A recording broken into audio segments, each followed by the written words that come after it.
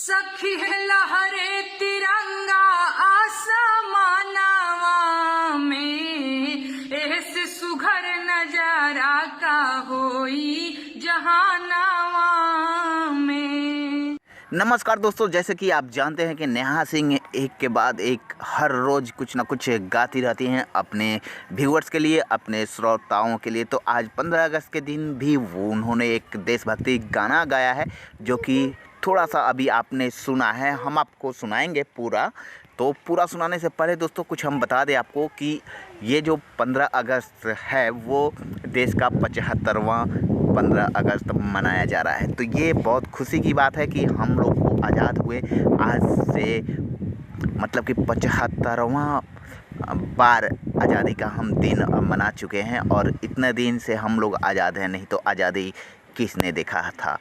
गुलामी के बारे में पूछना है तो जो पहले के लोग थे उनसे पूछिए, तो वो लोग बताएंगे कि गुलामी क्या है। तो हम अभी आज़ाद हैं, तो हमारे जो शहीद भाई लोग हैं या फिर शहीद लोग हैं, उनके चलते हम आज़ाद घूम रहे हैं। तो चलिए हम सुनाते हैं आपको आज़ादी भरी इनका गीत। उससे पहले हम आपसे निवेदन करना चाहते हैं कि आप हमारे चैनल को सब्सक्राइब कर लें और प्यारा सा बेल बटन दबा दें कि हम आपको इसी तरह गाना सुनाते रहें। तो चलिए वीडियो को शुरू करते हैं और सुनाते हैं नेहा राठौड़ का ये गाना।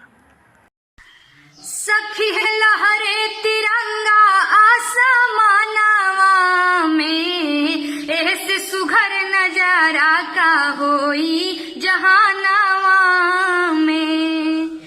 कि ऊपरा के सरिया नीचवा गाढ़े हरियारा का, दोनों के बीचावा में शोभेला उजारा का।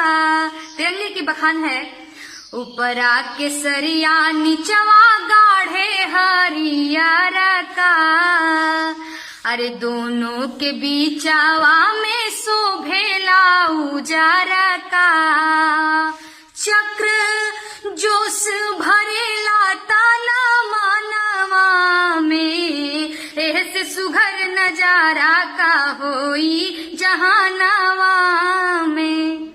आजादी ऐसे नहीं मिली है। धन्य थी वो माएं जिन्होंने अपने वीर सपूतों को भारत माता पर न्यौछावर होने के लिए भेज दिया। कैसे कि धनी धनी माई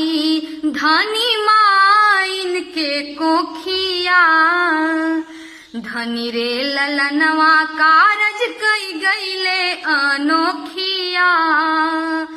कि कबो पीठ ना दिखौले माए दानवा में ऐसे सुघर नजारा का होई जहानवा में।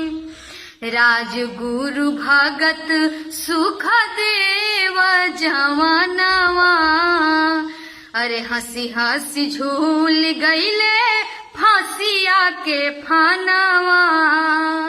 कि देश प्रेम के प्रतीक बलिदानवा में ऐसे सुघर नजारा का होई जहानवा